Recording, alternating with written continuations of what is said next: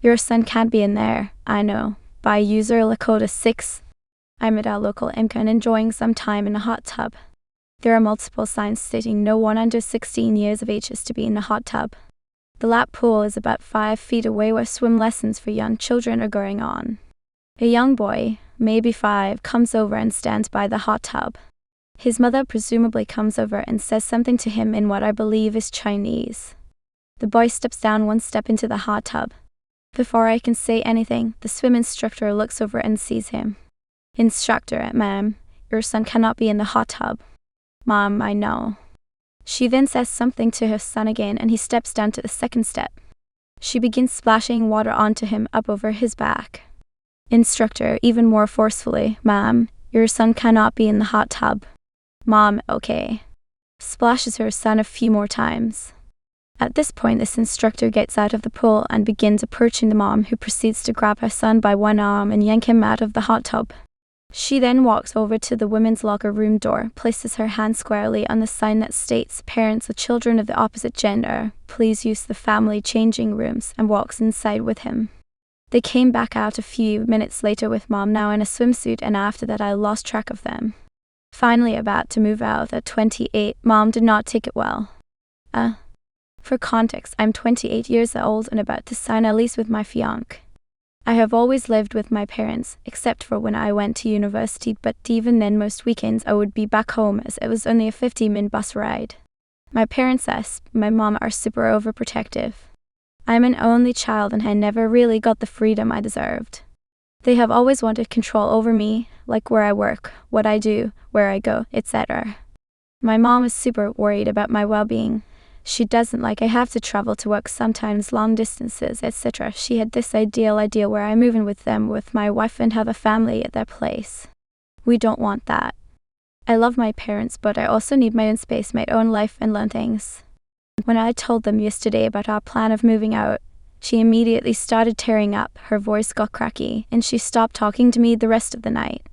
She clearly was upset. Although she didn't protest against it, they gave us alternative option like moving into their house, and they moved to a smaller place nearby my dad's work, again wanting control of what we do. She's acting very much like a stranger now. She's acting like I want to move out because I hate her. She's clearly hurt. I'm not sure how to approach this situation now, and I'm scared she will make comments that might lead to arguments. It is awkward to approach her. She is not ready for me to move on and almost makes me feel guilty for doing so. Like I said, they have always been controlling. The typical guilt trip. I have a good job, financially stable now, but she doesn't see this and instead wants me to remain in her nest. How shall I approach this situation? TLDR, mom overreacted when I told her I want to move out at the age of 28 with my partner. Should I renew the restraining order on my fiancé's stepdad? Update. By user Dismarsha 9858. I 24F have a restraining order against my fiancé's stepfather. Should I renew it? This is essentially a summary because the actual story is so long and so much detail it would take me 24 hours to write. If you have any questions, I will answer them in the comments. So names will be changed for legal purposes. Sorry for bad punctuation in advance, lol. So I was 6 months pregnant in April. Me and my fiancé James were couch surfing trying to stay afloat when his stepfather Kevin and his wife Jen invited us to live with them so we could save up and get our own place in time for the baby. We jumped at the offer for no rent and a room. All we have to do is pay for our own food. So we take the 2-hour drive to their house. This is who all is in the house: Kevin, Jennifer, Jennifer's daughter from previous marriage Chloe, and James' half-brother Travis. There are 3 bedrooms in this house, so I ask where our room is. Our room was the screened-in back porch. Remember, I am 6 months pregnant in Southeast USA. It was 90 outside and there was no ventilation or /see, just a mattress on the porch floor.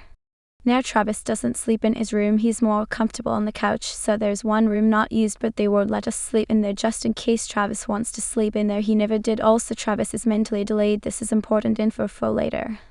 So fast forward 2 months and I am miserable. It is hot. We have to pay $500 a month and pay for our own food, which isn't horrible, but it's not what we agreed to do, and it's even hotter outside. I have started getting irritated with Jennifer because she is always talking about how fat I am and how much I eat to her 17-year-old daughter Chloe. Chloe also brings home college kids to sleep with, and Jennifer and Kevin allow this and supply weed and alcohol for them. I have to deal with the drunk daughter being loud all night as well. So one day I lose it. I'm in a full-blown screaming match with Jennifer, Kevin, and Chloe, telling them how much I am tired of all the aforementioned BS that's going on. I said I can't live like this. Their solution? I got kicked out, but James got to stay. I became homeless, 8 months pregnant in the middle of summer.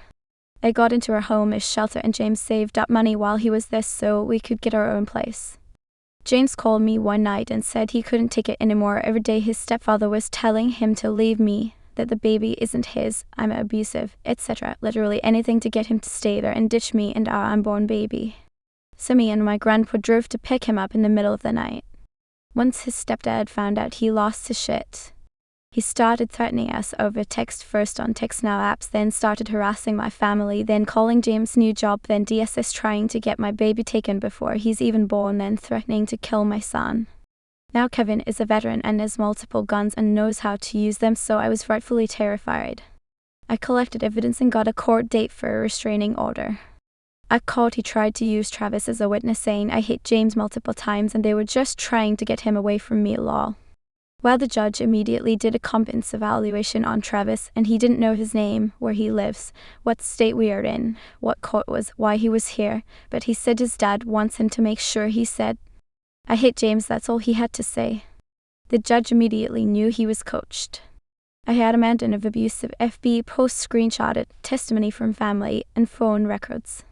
The judge was so horrified from the contents of those FB screenshots she made Kevin read them out loud verbatim. Court ended and said she would let us know in a day or two what the verdict was.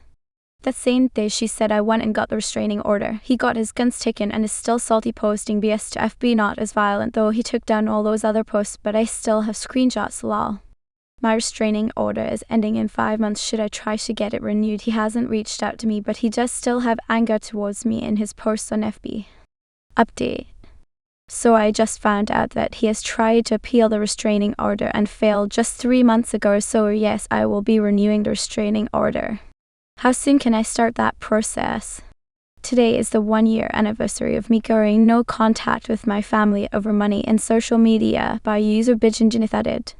I haven't spoken to anyone on my mother's side in 1 year over this, and I am questioning if I ever will again, despite loving them and wanting a relationship with them.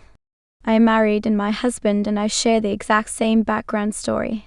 We both grew up poor in bad environments, and we both left home at 18 for college and never looked back. I didn't meet my husband until I was 31, and by then, we both managed to overcome our upbringings and create decent lives for ourselves. We are dinks with a very modest home, and we keep our expenses minimal because we prefer regular travel over nicer things. We both work remote as well, so from the outside looking in, we appear to always be on vacation. At one point, I decided to stop posting travel content to see if I could generate a following and monetize it, which ended up working out, and I was able to earn small amounts and a few free things here and there. I was more than happy with this outcome, so I continued to post in hopes of what this might become. I live across the country from my family, so no one had any idea that I was doing well before I started posting, because I usually only saw them on holidays. My increased posting of our travels led to my family members start asking me for money.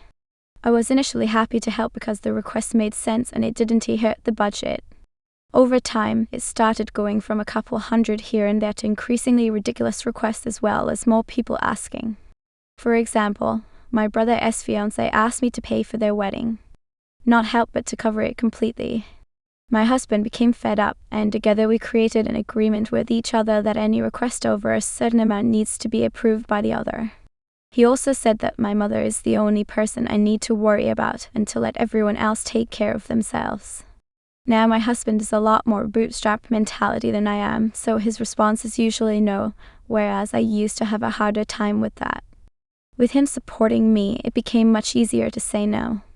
I even gained confidence after a while, and eventually, everything except someone being homeless or hungry became an easy no for me. My family definitely noticed the shift and commented on it, but it didn't seem like a big deal. Fast forward, my mom slips up while we were talking on the phone, and I find out that she was lying to me about why she needed money. After I cut everyone off but her, they began asking her to ask me, and she would do it and pretend that it was for her. This hurt my feelings, and my response was to stop helping her financially as well. She started asking other people in the family instead. One day, I get a phone call from a cousin of mine. This cousin makes good money, but he has a whole family to support, and he is also regularly asked for money.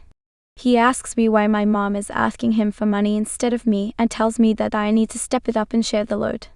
He goes on this tangent about how we need to stick together and take care of the people who took care of us. I don't bother explaining how we got here, just keep it civil and let it go. After this, a younger relative of mine who also posts content makes a video about people who don't help family and forget where they come from. Imagine my hurt and surprise to open the comments and see my aunt comment, "I won't say any names, but rhymes with Clara. My name is Sarah." Even worse is that the comment had a lot of likes, replies, and laughing emojis from other family members. That was more than enough for me. I haven't talked to anyone since then and have removed and blocked all of my relatives from social media. I don't know if this is permanent, and I do miss them, but I am just not ready to deal with the entitlement and ungratefulness again. Why am I being held responsible for how my younger siblings dress? So I am 22 and been living at home while I finish my last 2 terms of nursing school I have left, and it has been rough being here. I am honestly frustrated. My mom constantly tells me that what I wear isn't appropriate and that my younger siblings are copying me. But I really don't think I dress badly or overly revealing. I usually wear maxi skirts, maxi dresses, and yes, I do wear crop tops sometimes, but my overall style leans more toward a boho aesthetic. What I wear fits me well, and while I may have a slight bit of appeal, I don't think I look provocative. I just happen to have curves that I can't exactly control. She told me she'd prefer I wear more flowy blouses, looser pants, maxi skirts that aren't as fitted, crew neck tops, less jewelry, and less makeup. But the crazy part is she wears super tight tops with cleavage out, tight clothing in general, and even shorts where her butt is literally hanging out. There was even a time I wore a maxi tube dress, and she told me I looked naked, but a couple of weeks later she wore the exact same style dress except hers was way shorter. On top of that, I've noticed some of my clothing has gone missing, and I've seen that she has been stealing and wearing my clothes. And because she is bigger than me, my clothes end up stretched out. I even found some of my things hidden in a bin. When I bring it up, she just says, "I am grown," and reminds me that when she had me at 20, she had to change the way she dressed because she had a daughter watching her. That makes no sense to me, because she has 2 other daughters, but somehow I am the one who has to change. And honestly, I don't think me changing my wardrobe is going to stop them from wanting to wear those things anyway. I think it is more about their friends and what is popular at school, but when I tell her that, she keeps blaming me, and it is really starting to piss me off. On top of all that, she keeps making comments about me buying things for myself, and how she couldn't do that because she had me. But I don't constantly spend money or splurge. I buy what I need or occasionally treat myself and keep up with my maintenance. And it is not like I don't help out around the house either, always pitch in when needed. I am just tired of being made out to be the bad influence when I am really just living my life, minding my business, and not even doing anything extreme. Has anyone else dealt with this kind of double standard? How do you handle it without completely losing your mind?